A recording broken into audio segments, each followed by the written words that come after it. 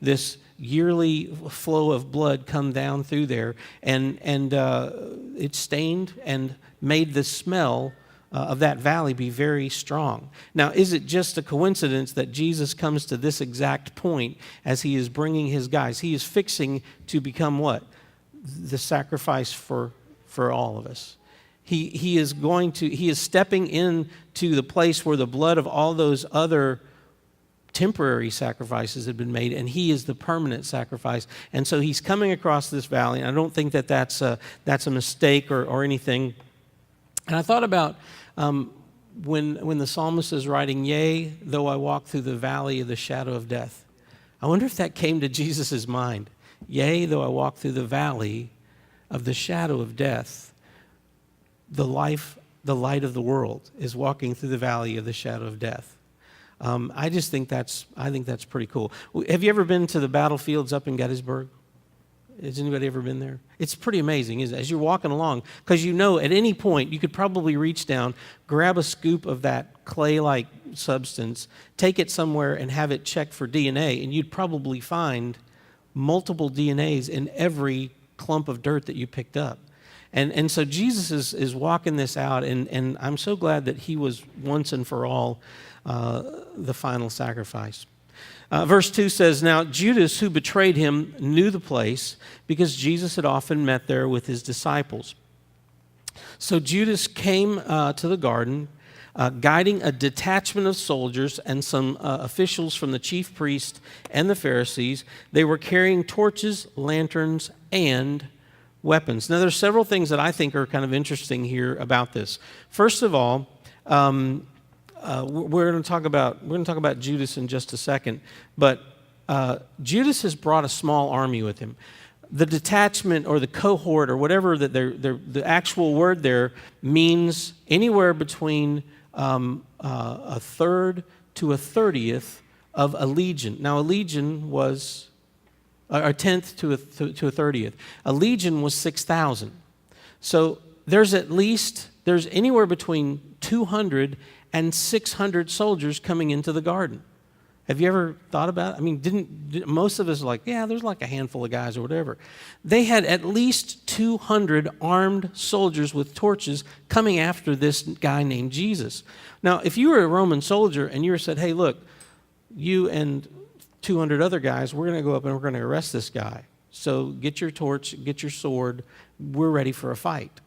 Imagine when they walk into the garden and there's a bunch of these, like, dude, that's a guy that's been healing people, and that's the guy, we've seen him in the marketplace, and he's always just so kind and passionate, and isn't he the one that rode in on a donkey like last week? And why, we may have kind of overdone our thing here. It's the taking out you remember the photo booths that used to be parked on the side of the road, and you take a tank to knock that out. It's that kind of mentality. So there's a lot of guys, and they're going to have a really interesting experience because I'm thinking if I'm going and I'm one of 200 Roman soldiers and other people, I'm pretty confident, hey, me and 200 Roman soldiers, we can take out a pretty big force. And we're just going after this one guy. And then I show up and there's only like 12 guys there in the garden, and this is a piece of cake. Immediately they're like, "Oh, this is all there is?" But they don't know who Jesus is, and so that's one thing I've noticed. Another thing is that John's not given a whole lot of he's not given a whole lot of detail. One of the details he does give that we don't find in the other Gospels is that he identifies that Peter is the one who cuts off the ear of the high priest official, Malchus. And I think that's because by this point, Peter has long been dead. There's no fear of reprisal. It's not like, well, the other guys didn't want to, rat Peter out, that he was the one who did it. But John could go ahead and say it. But John also, I think John had a special relationship with Peter. I think when Peter said, "Hey, let's go do something," John was the first one to grab him, and like, Peter's like my big brother. He's like the older brother I never had. So, when he goes, I'm going to go.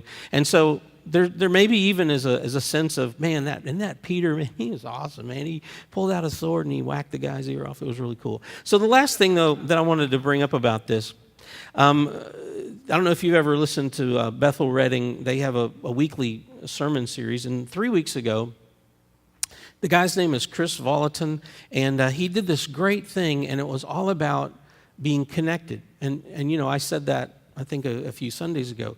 You and I were designed by God for connection. And our connection that we're supposed to have with God is a void that can't be filled by anything else. You ask people who have tried to fill it with anything else. The connection between us and God cannot be met by anything other than God. And God designed it that way because why? He wants to be connected to you. He really, really likes you and enjoys you and wants to be around with you. But he coined this phrase, Chris Volaton coined this phrase. He said it's the spirit of Judas. How he defines the spirit of Judas is this. It's people who want intimacy without commitment. They want to rush in and they want to have intimacy and they want to tell you how to run your life, but they don't want to be committed to your life. They don't want to be committed to they'll come into a church and say, well, what you people ought to do, or it's that kind of thing. And the reason he calls it that is he said, Judas is in the upper room. He's hung out with Jesus, and when Jesus says, he's getting ready to say, I'm going to start a new covenant with you guys. We're going to drink to this new covenant. Guess what? Judas got up and left before that new covenant was made. He didn't want the commitment of it. But then how did he betray Jesus? Well, he betrayed Jesus with that intimate kiss. And so I think we see that in the church a lot today. People don't want to commit, but they do want to control. They want the blessings that come out of being in this quasi-relationship, but they don't really want to make the commitment that goes behind it. And so I just think that's one of those interesting things. So we're back to verse 4. So Jesus, knowing all that was going to happen to him, went out and asked them, who is it you want? Now, they don't know who it is they want. It's late at night. They have torches. It's dark. There's 200 to 600 of them fumbling around in the garden, and they're carrying their lanterns, trying not to burn each other, and their torches, and they're trying to make their way in there. And everybody's like, be ready because you never know, they might jump out and get us or whatever. So Jesus just says, who is it you want? Jesus of Nazareth, they replied. Jesus says, now the word he is in there. How many of y'all in your scripture, he is italicized? Can you guess why it's italicized? Because it's not actually in the original manuscript. This is what Jesus said. Who are you looking for? We're looking for Jesus of Nazareth. And he says, I am. That's what he says. He says, I am. And guess what happens? Well, no, let's not get there yet. I am, sorry, I'm jumping ahead of myself. The actual word Jesus used here to identify himself is found a few other places, like in John 8, 57 and 58. These same religious leaders and everything like that are giving Jesus a hard time, and they're saying, well, we're children of Abraham, and you're children of the devil, and that's how you're casting out these things. And Jesus is talking to him about Abraham. And, well, how can you know Abraham? You're not yet 50 years old, they said, and you have seen Abraham? Very truly, I tell you, Jesus answered, before Abraham was, I am. A couple of other places that we see, even farther back. Exodus chapter 3, verse 14. You remember God and Moses are having a little conversation. And Moses says, well, God, who am I supposed to tell the Israelites and the Pharaoh sent me? And God said, tell him, I am sent you. So why is that important? Because it wasn't just Jesus going, oh yeah, it's me.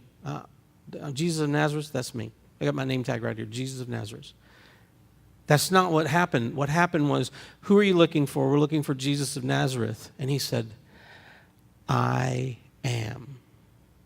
There's some other things that Jesus had said about I am in the book of John. And in chapter 6, verse 35, he said that I am the bread of life. Remember that? In 8:12, he said, I am the light of the world. In 10:9, he said, I am the gate. In 10:11, he said, I am the good shepherd. In 11:25 and 26, he said, I am the resurrection and the life. In 14:6, he said, I am the way, the truth, the life. And then finally, in John 15:5, he said, I am the vine. And we talked about that just a few weeks ago. When Jesus said, I am, they drew back and fell to the ground. I am. Cue the thunder, cue the lightning. I don't know. Now, again, were they just like the power of what Jesus said, the realization of what they said? Did it make them fall back? Was it just the fact that they realized, oh man, this is, we don't exactly know what, and I'm looking forward to seeing that video when we get to heaven. Hey, rewind the thing in the garden where you said, I am, and all those people, So you have 200 to 600 guys with torches and swords, and they all fall back.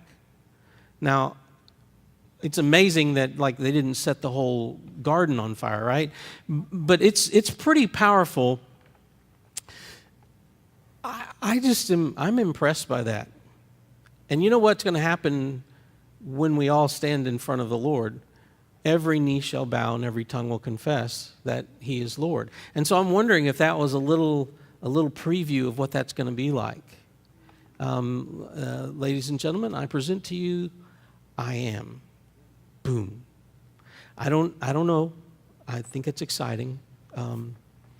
So anyways, I am. They drew back and they fell on the ground. Verse 7, again he said, who is it you want?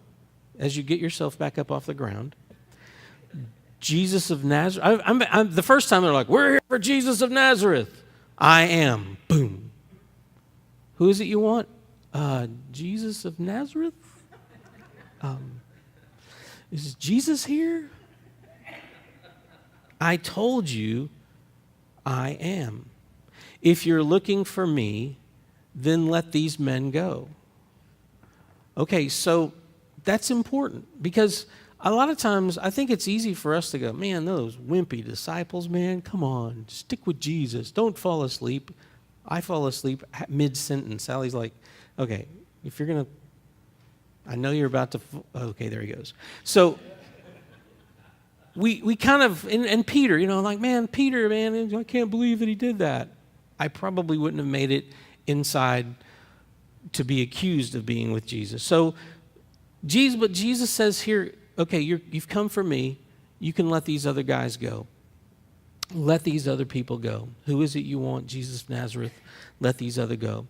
This happened so that the words he had spoken would be fulfilled. I have not lost one of those you gave me. Now, John 17:12 is where Jesus said he's not going to lose any of his disciples except for Judas. So this would have been a great time for Peter to have run, but Peter doesn't run. Simon Peter, who had a sword, drew it and struck the high priest's servants, cutting off his right ear. Now, we don't know that everybody had gotten up from the ground at this point. We're not really sure. The story doesn't give us that much detail. So is it like Malchus is like halfway getting up and Peter just swings down at him? I promise you, Peter was not trying to take his ear off. Peter was a big old fisherman. Peter was the guy who the nets were about to break, and Peter was the one who ran and grabbed them and pulled all of that on the shore. Peter was a big dude. Peter was not afraid of much. Peter was going to, even if it's wrong, he's going to do something. And he pulls out a sword, and he goes, I believe, to kill Malchus. And imagine if he'd killed Malchus, and Jesus would have gone, no, Peter, put the sword away. Boom. You're back alive. Put your head back on. You cut his head off, Peter. Bring me his head. Let's put it back together. Because this isn't how this story is going to go out. It's interesting. What did Peter want to do? I mean, I love this about Peter. He didn't want Jesus to have to go to the cross, and Jesus had already corrected him. Like, Peter, you cannot get in the way. This process has to happen. But I love the fact that Peter thinks he's going to save Jesus.